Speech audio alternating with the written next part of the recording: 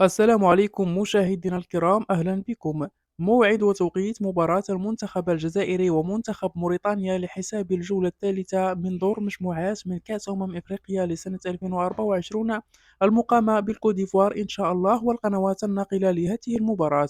وكالعادة مشاهدينا الكرام، لا تنسوا الاشتراك في القناة وتفعيل الجرس ليصلكم كل جديد. وفي الأول مشاهدينا الكرام، نذكركم بالمجموعة التي يتواجد بها المنتخب الجزائري. المنتخب الجزائري يتواجد مع منتخبات موريتانيا، بوركينا فاسو، وأنغولا. وكما قلنا سابقا أن المنتخب الجزائري في الجولة الأولى سيلعب أمام أنغولا، في الجولة الثانية أمام بوركينا فاسو، وفي الجولة الثالثة أمام منتخب موريتانيا. ستكون المباراة يوم الثلاثاء الموافق للثالث والعشرون من يناير لسنة 2024.